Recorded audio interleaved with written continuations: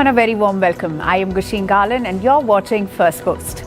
In the next few minutes, we get you the top 40 updates from around the world, only here on Fast and Factual. Let's get started.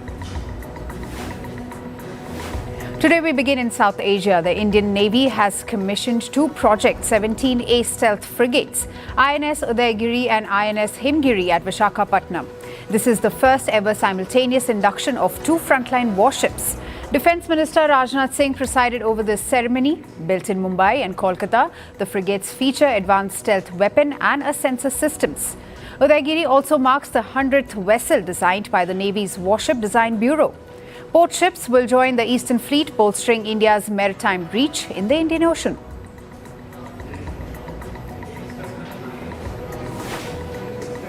Just a day ahead of Donald Trump's tariff deadline for India, Prime Minister Narendra Modi said that India was ready to bear the mounting pressure. The Indian Prime Minister said that New Delhi won't compromise on the interests of small entrepreneurs and farmers. He also emphasized on buying goods that are made in India. The Trump administration issued a draft notice confirming that a 50% tariff on Indian products will take effect on August 27. Trump said he hopes to meet North Korean leader Kim Jong-un later this year. Speaking at the White House, Trump described his relationship with Kim as very good and praised North Korea's tremendous potential. The remarks come as Washington considers future trade negotiations with Seoul while maintaining its pressure campaign on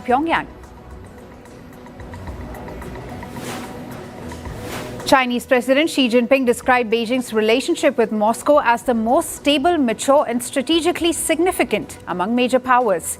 Meeting Russian Duma chairman in Beijing, Xi said the two nations should safeguard mutual security and development interests, unite the global south and promote fairness in the global order.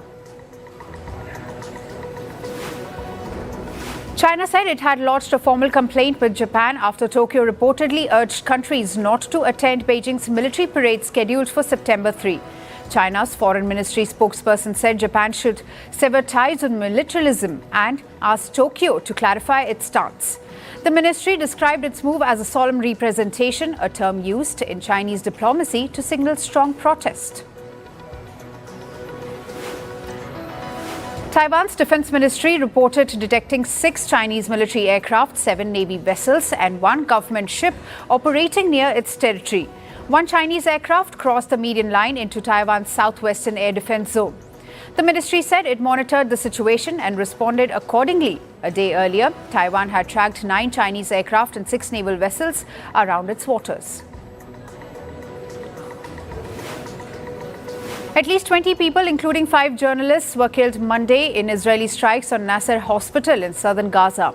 Prime Minister Benjamin Netanyahu expressed regret over what he called a tragic mishap, while the Israeli military said its chief of staff had ordered an immediate inquiry.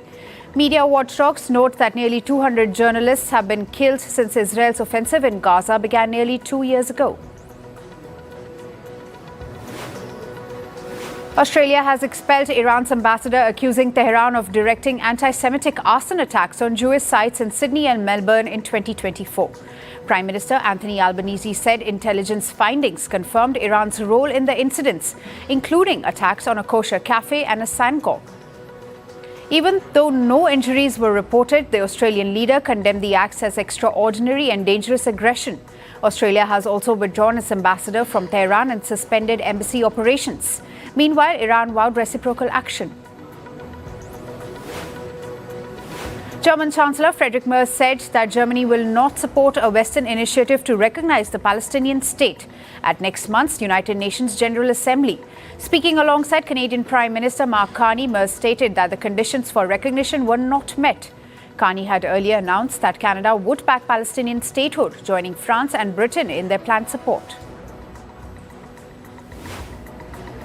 South Korea's opposition conservative party, the People's Power Party, has elected Jang Dong-hyuk as its new leader. Jang, a 2-time lawmaker, is known for supporting ousted former President Yoon Suk-yeol, who is facing trial for alleged insurrection. Following the PPP's defeat in a snap presidential election earlier this year, Jang vowed to challenge President Lee Jae-myung's administration. On to climate news now. Vietnam continues to reel under heavy rain as the death toll from Typhoon Kajiki rose at least 3, with over 13 injured on Tuesday. Flash floods and landslide alerts have been issued across at least 8 provinces. Rescuers are struggling to clear uprooted trees and power lines blocking major roads. Typhoon Kajiki slammed into central Vietnam on Monday with winds of more than 130 kilometers per hour. The storm ripped roofs of thousands of homes and cut power to over 1.6 million people. In India, a cloudburst in Jammu and Kashmir's Dora district triggered flash floods that damaged at least 10 houses on Tuesday. However, no casualties were reported.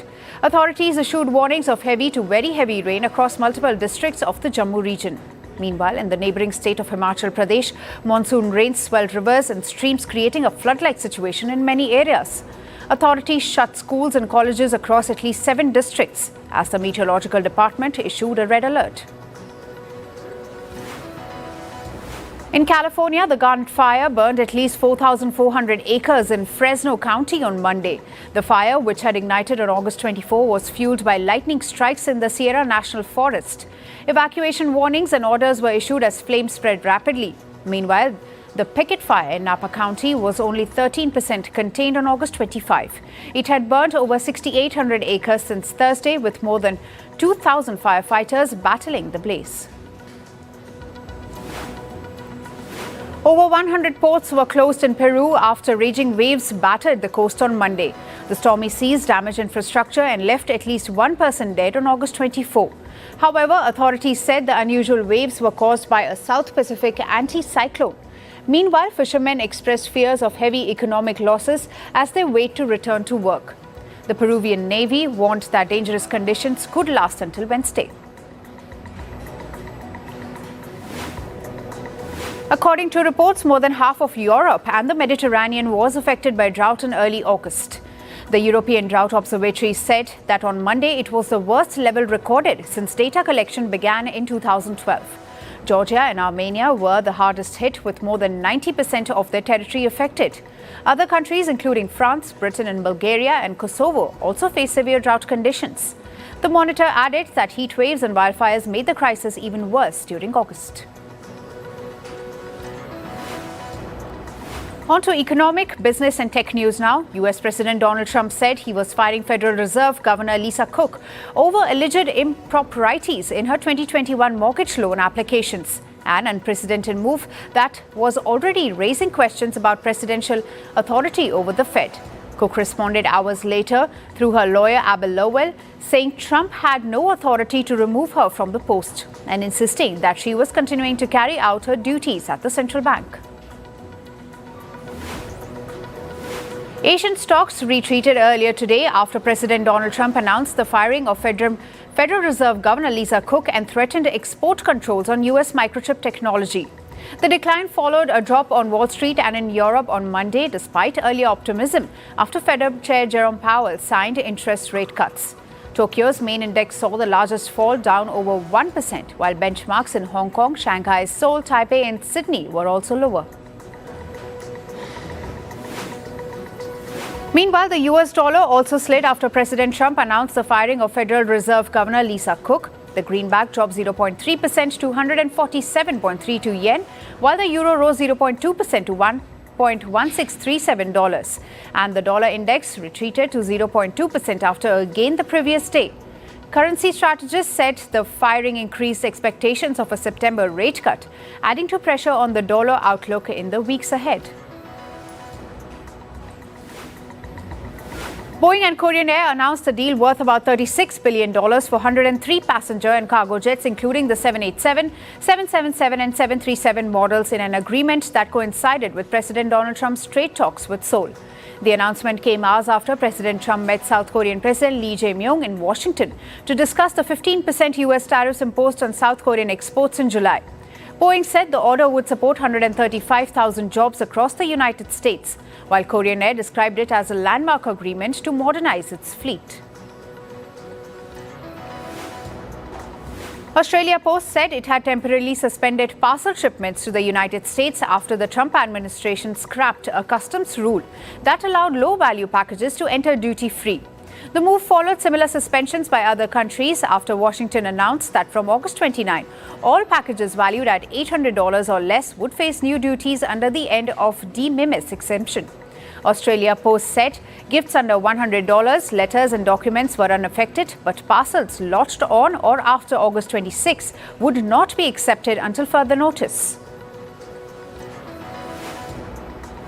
Mercedes-Benz Pension Trust said it sold its 3.8% stake in Nissan worth $346 million. The sale added pressure to Nissan's share price, which had already fallen 24% this year, amid US tariffs lowering sales and ongoing restructuring. The sale indicated investor concern over the prospects for Nissan's turnaround plan. Poland's consumer watchdog accused Netflix of raising subscription fees without user consent. The regulator said Netflix had increased monthly fees by up to $1.92 in August last year. Under Polish consumer protection law, companies cannot unilaterally alter essential contract terms. Poland warned that the company could face a fine of up to 10% of its turnover and may have to refund customers. Elon Musk's artificial intelligence startup XAI was suing Apple and OpenAI in US federal court in Texas, accusing them of illegally conspiring to thwart competition. The lawsuit said Apple and OpenAI had locked up markets to maintain their monopolies and prevented innovators like X and XAI from competing. XAI said it was seeking billions of dollars in damages after Apple, in partnership with OpenAI, had integrated ChatGPT into its operating systems.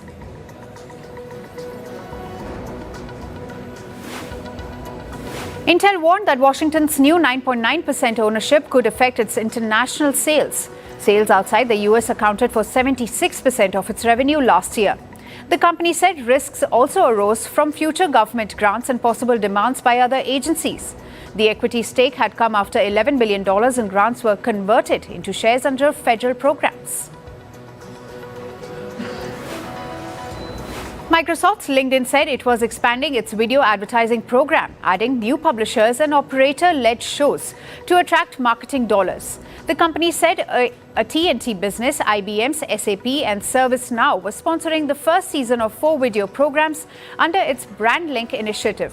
LinkedIn also reported that BrandLink revenue had jumped nearly 200% in the last quarter, while payouts to publishers and creators had tripled year over year. Moving to sports, we begin with football. Liverpool needed a 100th-minute goal from a 16-year-old Rio Nguema to beat Newcastle 3-2 in the Premier League. This after the defending champions blew a 2-goal lead against 10-men-strong Newcastle. With this match winning the tiebreaker, Rio Nguema became the youngest goal scorer in Liverpool's history. In tennis, we keep up with the latest from the US Open. 45-year-old Venus Williams put up a fight in her first-round match but lost to the 2023 French Open runner-up Karolina Muchova. With her fans shouting, "Let's go Venus," the two-time US Open winner showed the glimpses of her vintage self. After losing the first set, she made a comeback by winning the second set 6-2. But with a loss in the deciding third set, Venus Williams left the US Open arena at New York with a 3-6, 6-1, 1-6 scoreline.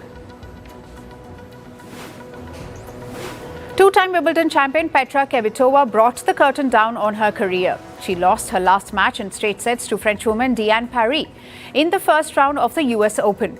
The 35-year-old won 31 WTA tour-level career singles title.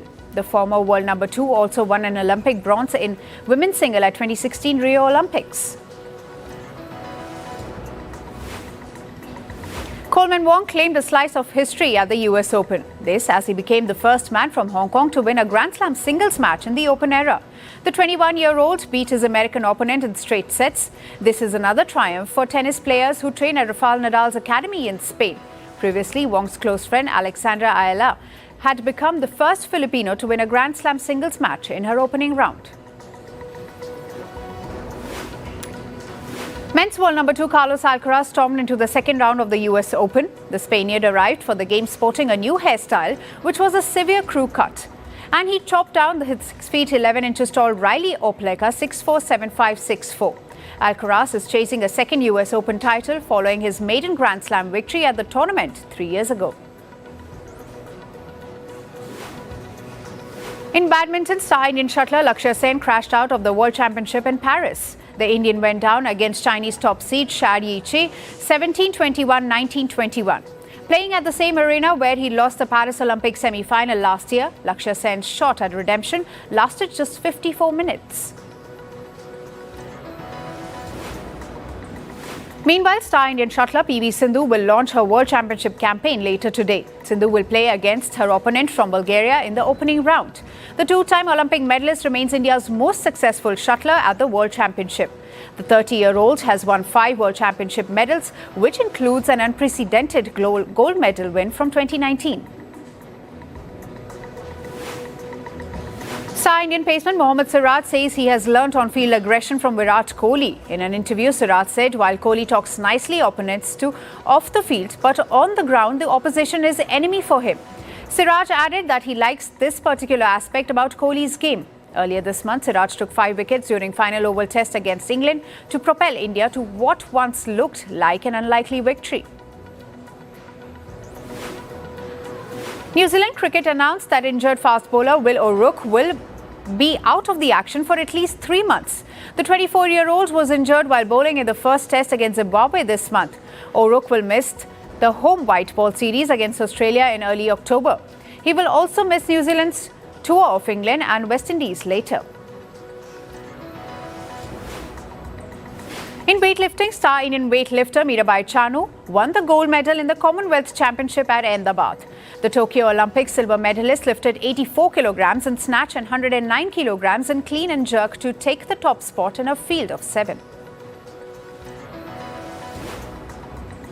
And finally, in entertainment news, rapper Lil Nas X has pleaded not guilty to 4 felony charges, including injuring a police officer and resisting arrest, following his recent arrest in Los Angeles. The Grammy winner, legally known as Montero Lamar Hill, faces up to 5 years in prison if convicted. Police said they responded to reports of a naked man on street during which the artist allegedly charged at them. He was later taken to hospital for a possible overdose. The 26-year-old appeared in court on Monday, where his bail was set at $75,000. Irish rap trio Kneecap has cancelled all 15 scheduled US tour dates for October due to an ongoing legal case involving a member. The artist faces charges in London over allegedly displaying a Hezbollah flag during a concert last year, which he denies. The band, known for its outspoken criticism of Israel's war in Gaza, said the tour cancellation was due to its clash with court dates. Their 2 Canadian shows in Vancouver and Toronto will continue as planned. Harry Styles and Zoe Kravitz have fueled dating speculation after being spotted together multiple times in Europe this summer. The pair were seen sharing a kiss at a London bistro shortly after Kravitz attended the premiere of a new film, Caught Stealing. According to reports, the two appeared affectionate and unconcerned about being seen. Their outing comes after a viral video of them together in Rome earlier this season. The K-pop Demon Hunter soundtrack has become the first ever album to land 4 songs simultaneously in the Billboard Hot 100's top 10. Golden stays at number 1 for a second week, joined by Your Idol at number 4, Soda Pop rising to number 5, and How It's Done entering at number 10.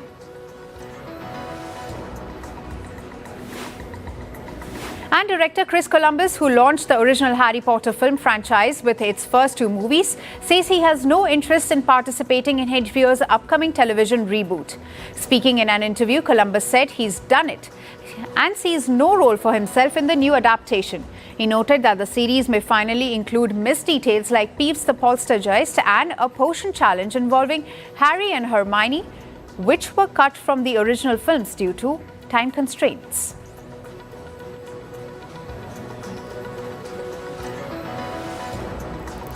That's all for today. Thank you for joining us. I am Gushin Galan and we'll see you right back here tomorrow.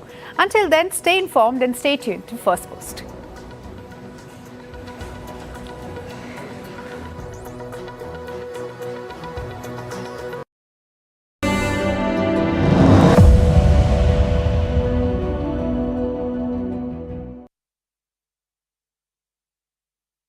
The battle over Russian oil is heating up. What began as a trade dispute has turned into a full-blown diplomatic duel. India is now sending a blunt message to Washington. The latest to weigh in is India's ambassador to Russia. His name is Vinay Kumar. He gave an interview to Russian news agency TASS and made India's position clear.